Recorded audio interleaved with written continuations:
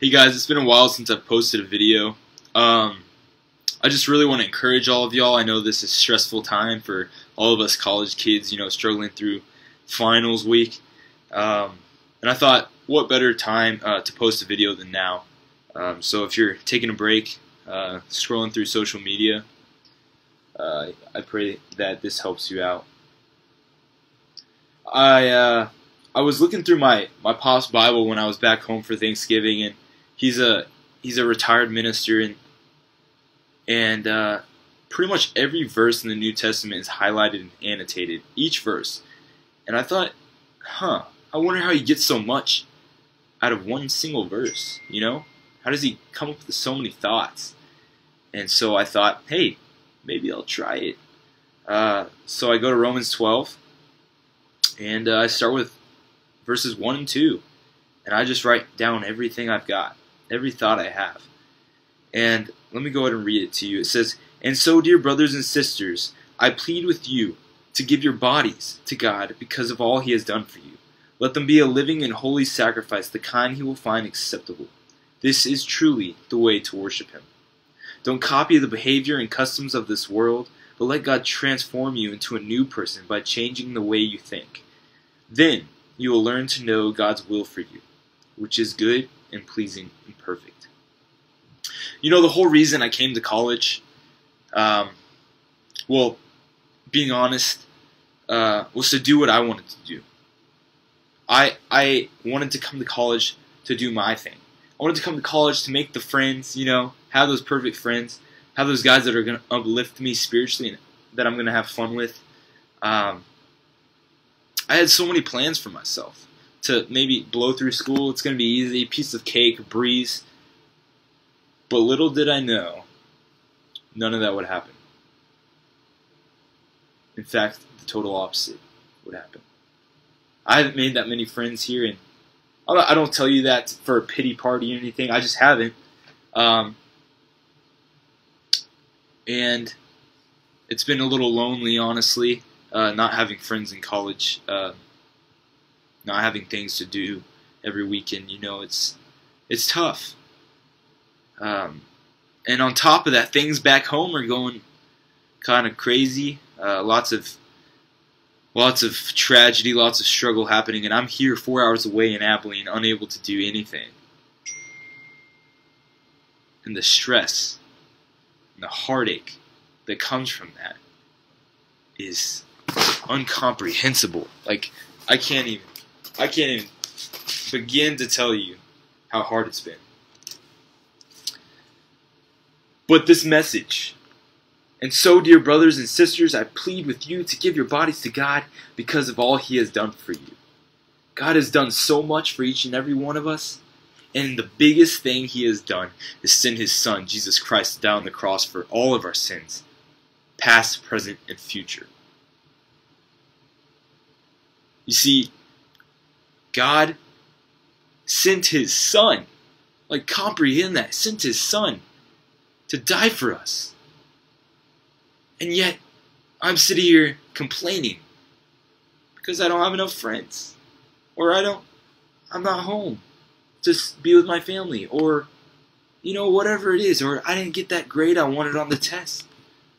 But God sacrificed His Son to die for me in my sin.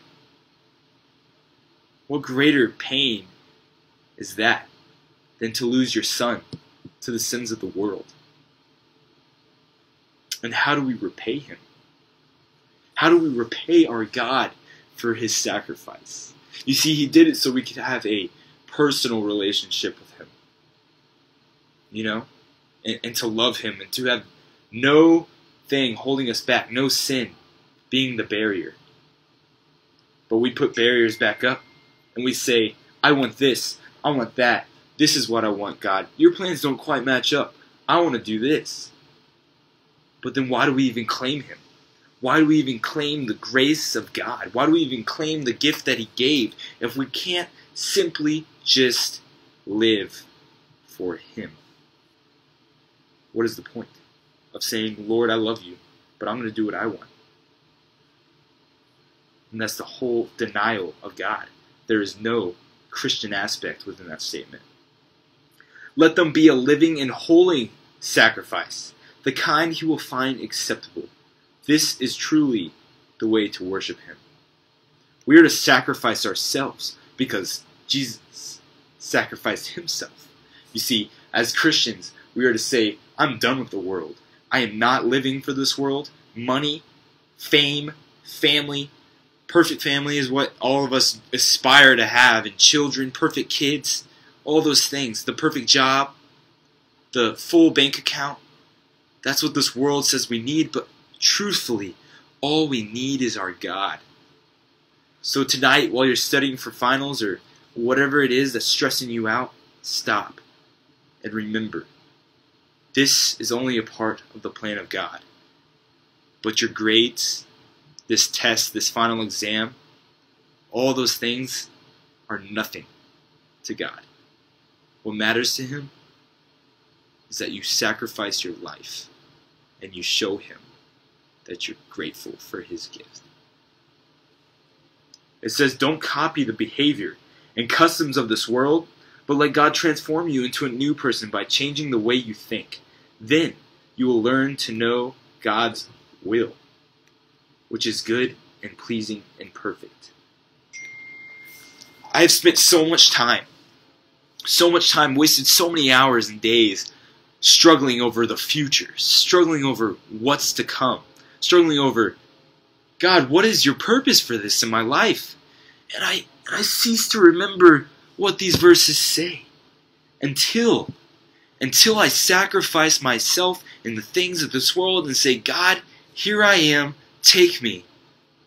I will not be able to comprehend any aspect of his will. We will not be able to see anything that he has for us. But if we do that, as simple as it sounds, it's super difficult, but if we will at least show him effort, that we seek to sacrifice ourselves because he sacrificed his son, his will begin to come. We don't have to know all the answers, and that's what makes God so amazing and beautiful, is the mystery of it all, the mystery of this life. Don't worry about tomorrow.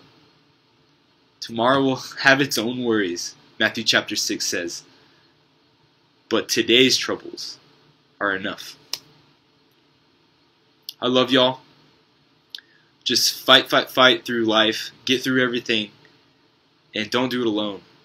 Sacrifice yourself. Eliminate all those dreams and worries and fears that come with it. It's okay to dream. It's okay to want. God doesn't say not to. But don't let that become your key to success. Don't let that become your encouragement. The encouragement is God sent his son for us individually and forgave us for our sins so that we might sacrifice ourselves to him. I love y'all.